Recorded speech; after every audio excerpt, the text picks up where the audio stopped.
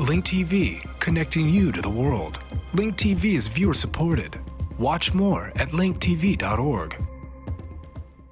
Link TV presents Mosaic World News from the Middle East. Here are today's top stories. Saudi Hajj pilgrims urge the Peninsula Shield Force to leave Bahrain. Iran vows not to retreat one iota from the nation's path. And anger erupts at Syria's divided opposition in Cairo. Mosaic, world news from the Middle East, begins now.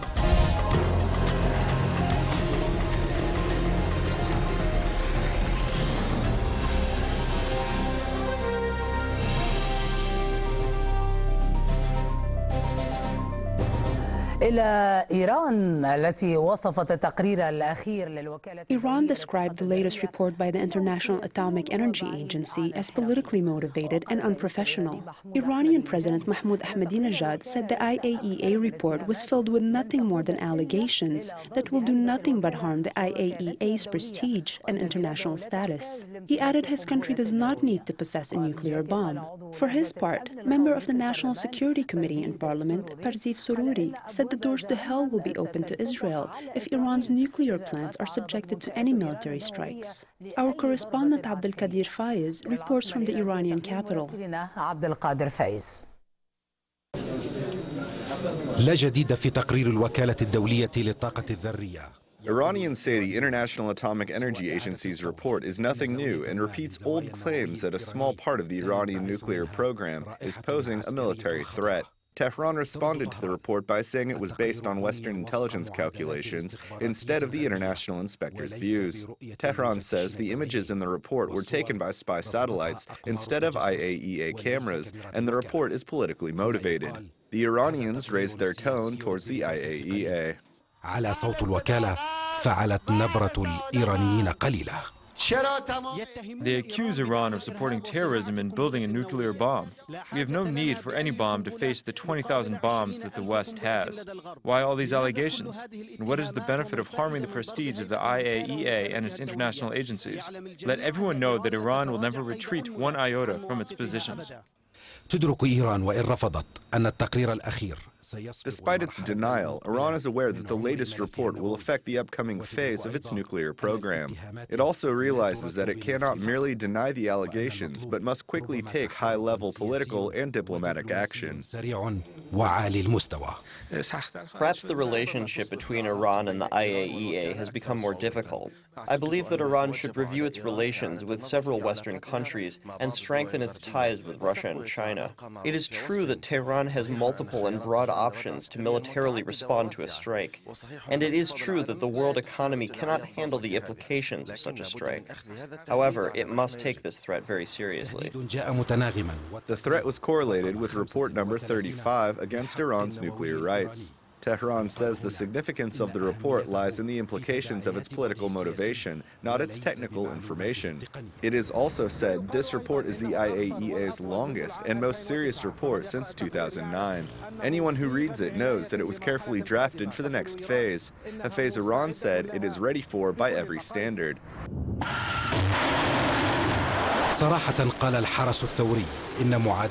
Revolutionary Guard candidly said that its equation is clear. Striking the Iranian nuclear sites means removing Israel from the regional map. The remark is brutal, but there is no room for politeness here. Politically, Tehran says it is very patient and very pragmatic. Militarily, it openly showcases its strength without any shyness. Abdelkadir Faiz, Al Jazeera, Tehran. تتوالى ردود الفعل الدولية بشأن تقرير الوكالة الدولية للطاقة الذرية الجديد. Meanwhile, the international community responded to the IAEA's new report on Iran's nuclear program. The European Union announced that the report aggravates international fears about the essence of this program.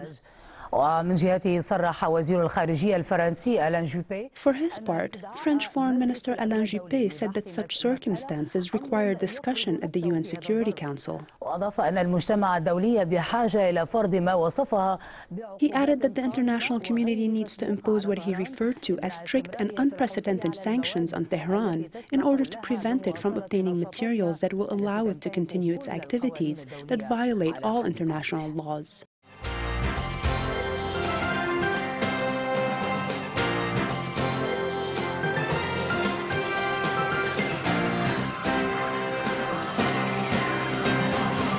Israel is keeping mum today following the release of the UN report on Iran's nuclear ambitions. But the details of the document have vindicated Israel's long-standing position on the issue. IBA's Eli Wagalanter has more. The Prime Minister's office said Israel is studying the International Atomic Energy Agency report on the Islamic Republic's nuclear activities and will issue a response at a later date. But it is clear today that what Israel has been screaming about for years is true, which this document, being called the most damning report ever published by the IAEA, makes clear.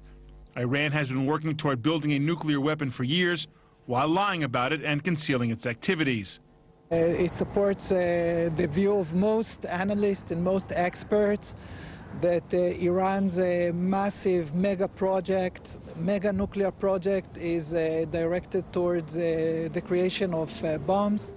So far, according to the report, Iran has already enough uranium for 4 bombs, and they don't stop.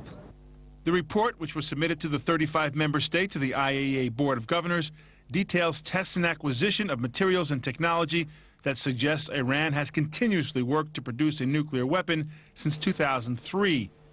A 13-page annex to the report details intelligence and IAEA research that shows Tehran conducting research into every aspect of making a nuclear weapon, including fitting a warhead onto a missile. This appendix was based on more than 1,000 pages of intelligence and other information given to the agency by the intelligence community of 10 countries which are not named.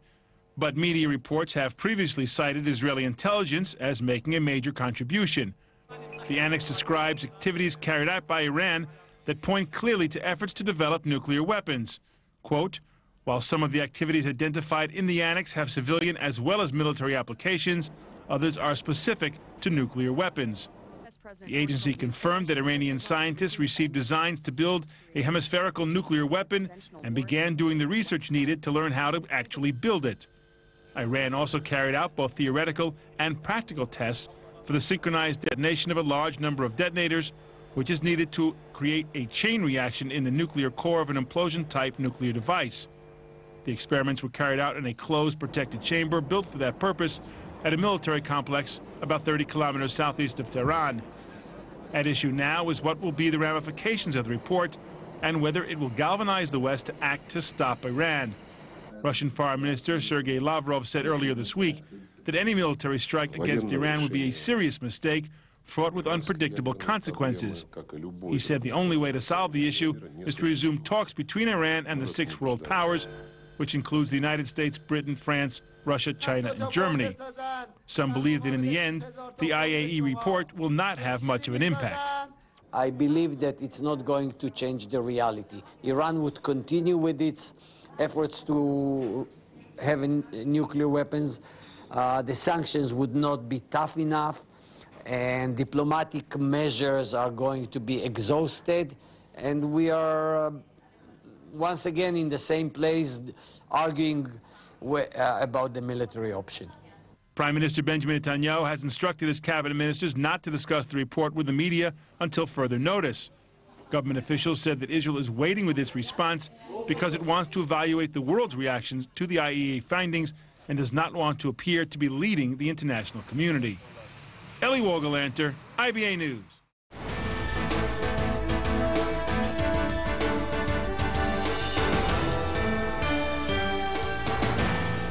كشفت مصادر في الكيان الإسرائيلي عن مخطط تعده الحكومة لبناء The Israeli entity's sources unveiled a government plan to build more than 60,000 settlement units in occupied East Jerusalem and the West Bank over the next 20 years. The Palestinians said the move aims to continue the settlement pattern as well as alter the region's demographic makeup.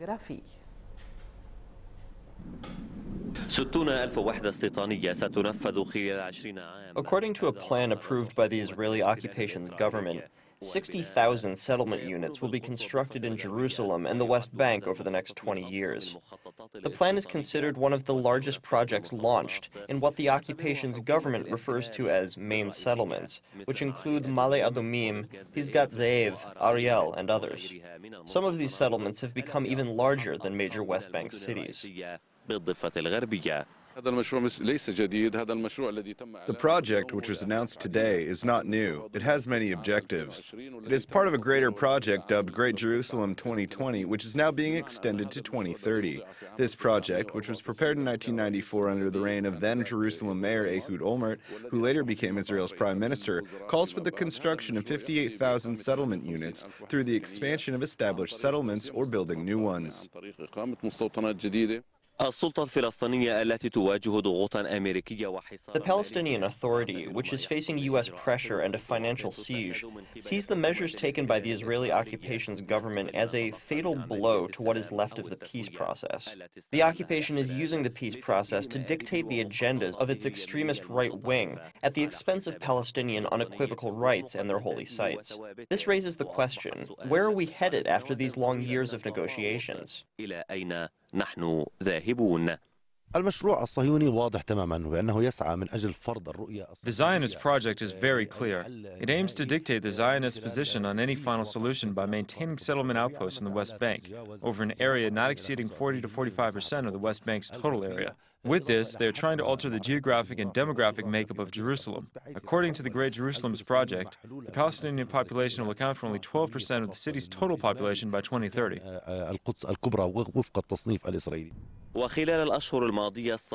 In the past several months, the occupation's government has approved several projects, which include the construction of hundreds of settlement units in Jerusalem and the West Bank. The occupied Palestinian territories are witnessing an unprecedented campaign of settlement activities, as the government is bringing large herds of settlers to occupy these new outposts. في ظل انشغال العالم بأوضاعه الداخلية وتحديدا ما يحصل من متغيرات. The world remains preoccupied with its internal problems, particularly the changes witnessed in the Arab region. The Israeli occupation's government has seized the opportunity to continue the construction of hundreds of thousands of settlements in Jerusalem and the West Bank. Khadr Shaheen, Al-Alam, occupied Jerusalem.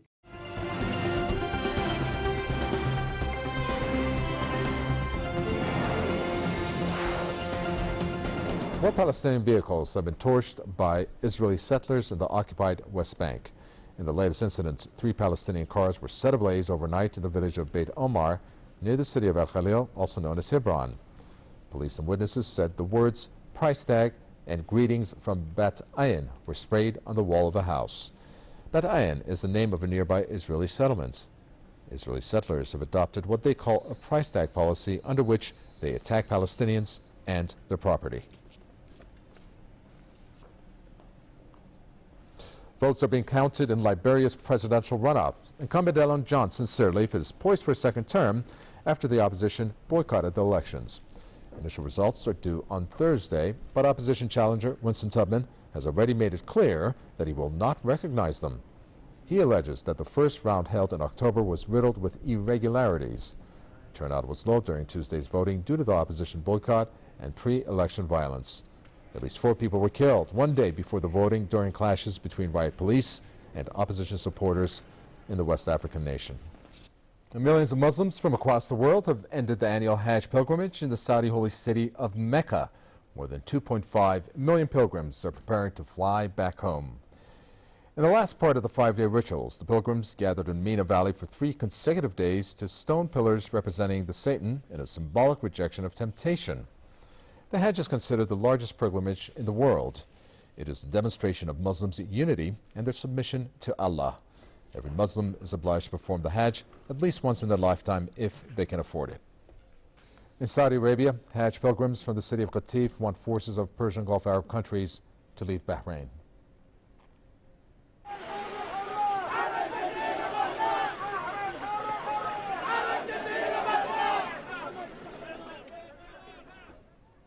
The Saudi protesters called on their governments and other Arab countries to leave Bahraini people with their revolution. Similar protests were held on Tuesday by Bahraini Hajj pilgrims in Mecca. Saudi Arabia and some members of the Persian Gulf Cooperation Council have deployed security forces to Bahrain. The Peninsula Shield Forces were deployed in response to Manama's call for military help to quell anti-government protests. Dozens of people have been killed since the revolution began in the small Persian Gulf sheikhdom in mid-February.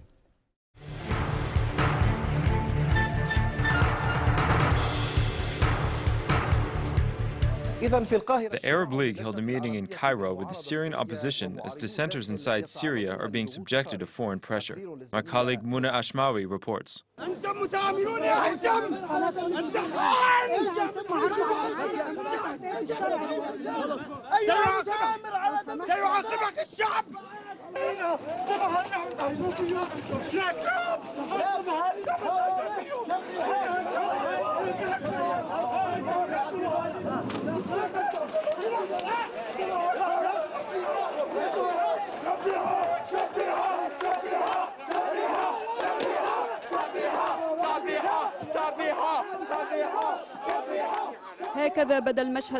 This was the scene outside the headquarters of the Arab League today, before Arab League Secretary General Nabil al-Arabi's meeting with a Syrian opposition delegation. The delegation included members of the Syrian National Coordination Committee, the party to build the Syrian state, and other opposition figures. Strong and direct action was taken by youth protesters in the face of an opposition they believe does not represent them, especially after some opposition figures ruled out freezing Syria's membership at the Arab League. Their response was to pelt the opposition with eggs, an opposition composed of members that do not agree on most issues. This led some members of the opposition's delegation to cancel their meetings with the Arab League Secretary General, seeing that their suits were covered with eggs. It's a tragedy, a great tragedy. We feel the Arab League is involved in the conspiracy against Syria. There must be an Arab position. Arabs must take stronger action. The Syrian opposition's delegation asked the Arab League to exert additional pressure on Syrian authorities until the Arab Initiative's measures are implemented and its terms are committed to, and until Arab and international media and observers are allowed entry into the country to report on the demonstrations, protests, and the situation in all Syrian provinces. They also requested a permanent Arab League office in Damascus to be in direct contact with relevant parties during the crisis.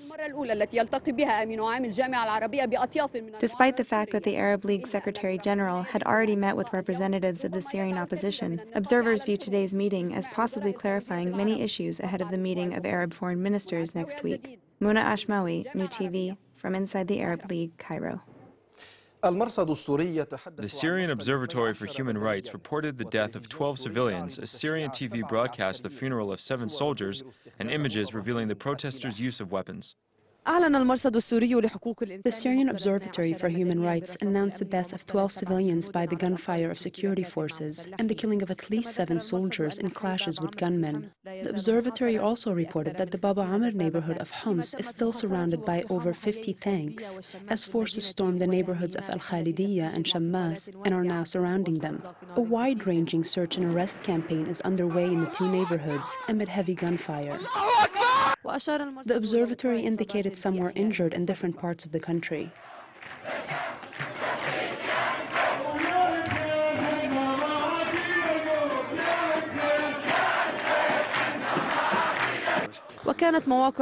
Opposition websites posted images of anti-regime protests in different neighborhoods and videos it said show security forces firing at demonstrators. A video posted on an opposition website showing protesters getting fired at revealed the presence of gunmen in the demonstration.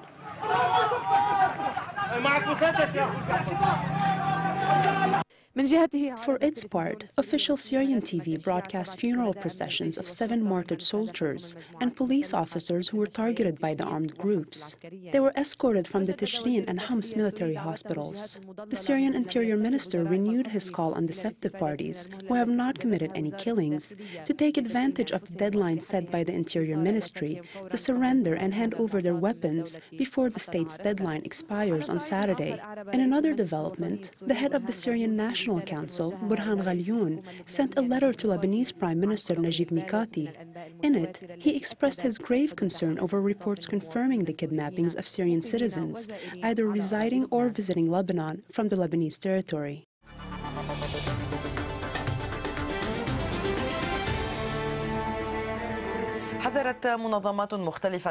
Various UN organizations and the Yemeni caretaker government warned of the severity of the humanitarian and health situation in Yemen.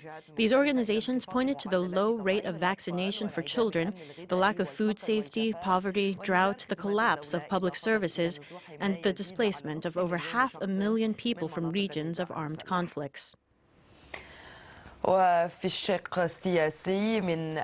Politically, media reports indicated that Yemeni Vice President Abd Rabu Mansour Hadi and a high-level opposition delegation will head to the Saudi capital, Riyadh. This comes amid expectations that the Gulf Initiative on Yemen will be signed tomorrow, Thursday, with broad Arab and international attendance.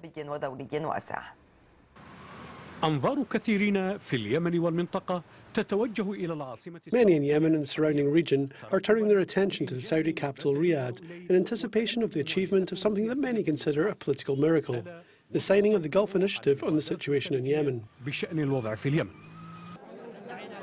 الأنباء الواردة من العاصمة اليمنية. Reports emerging from the Yemeni capital point to the opposition's upcoming visit to Riyadh at the conclusion of its tour, which began in the Russian capital Moscow and included Kuwait, Qatar, Oman and the United Arab Emirates. وقطر وعمان ودولة الإمارات العربية المتحدة. Other reports indicate the possibility that the Yemeni Vice President Abd Rabu Mansour Hadi will head to the Saudi capital soon. In addition, UN envoy to Yemen, Jamal Ben Omar, is also on his way to Sana'a and perhaps to Riyadh. All these appear to be indicators that all parties in the conflict are moving to sign the Gulf Initiative and agree on its implementation.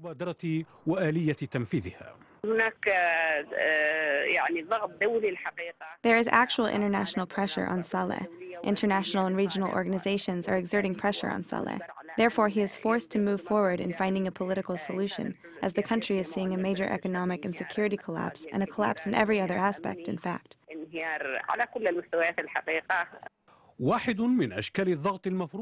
Perhaps one of the forms of pressure exerted on President Ali Abdullah Saleh to implement the Security Council's resolution and the Gulf Initiative is reflected in the statements by French Foreign Minister Alain Juppé. In his statement, Alain Juppé indicated that next Monday in Brussels, the EU countries may discuss the issue of freezing the assets of Saleh and his entourage, as well as referring the case of what is described as crimes committed against protesters to the International Criminal Court.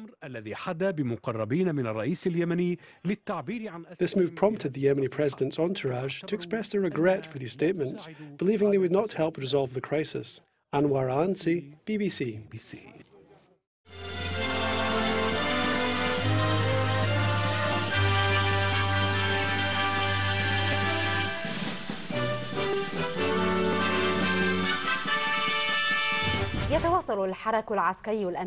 U.S. military vehicles continue to head to Kuwait in preparation for the full withdrawal from Iraq by the end of the year. U.S. leaders pledged to comply with the security agreement by completing all work related to the withdrawal and commended the Iraqi forces for maintaining security and stability. The U.S. military forces continued their gradual withdrawal from southern Iraq and other provinces via the main base at Basra Airport. The base will be one of the most important and final bases to be handed over by the Americans after providing protection and logistical support to the forces withdrawing to Kuwait. We are complying with the security agreement. Our work here has been completed, and we're proceeding in accordance with the timetable of the scheduled withdrawal. The Iraqi forces are ready to take over the security task. The Iraqi border troops of Area 4 will take over Camp Bindin from the U.S. forces. The camp will be one of the training centers for the border troops of Area 4. The appropriate authorities in the province indicated that the security institutions are ready to fully take over the security responsibility in cooperation with the intelligence agency to ensure that public order and stability are maintained in the province. In the upcoming phase, various government and civil organizations are expected to support the security institutions' effort to maintain their progress and achieve their desired goals. Mohammed Hassan, Al-Iraqiya, Basra. The road connecting Nasiriyah and Basra is also seeing military vehicles leave Iraq as they head to Basra to begin their journey of withdrawal to neighboring Kuwait. From Al-Nasiriyah, Al-Iraqiya's camera crew accompanied the progress of the withdrawal from the military bases in the province. The only remaining base in the province is Imam Ali Air Base, which will be handed over to the Iraqi forces by the end of the week.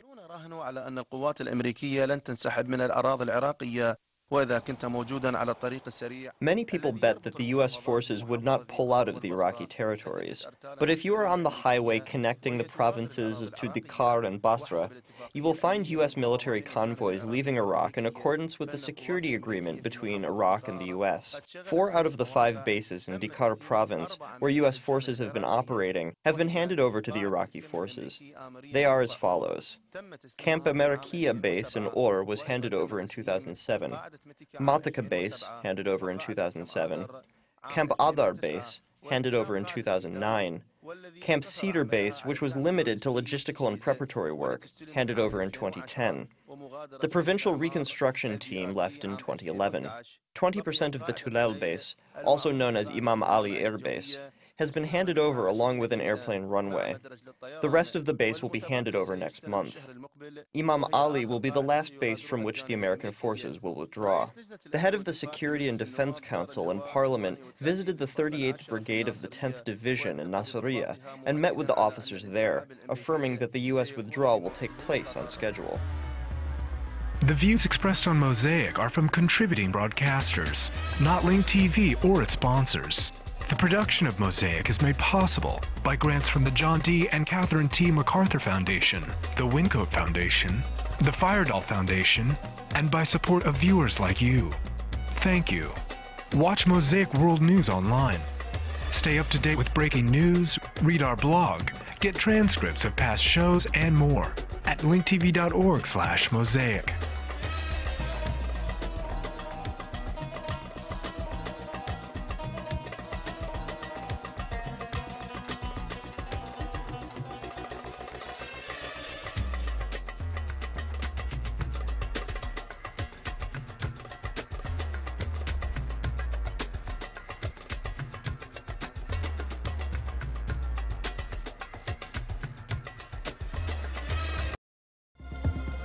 This program is brought to you by Link TV for educational and non-commercial use only. Link TV is the only U.S. network dedicated to global and national news, uncompromising documentaries, and diverse cultural programs. Programs which connect you to the world.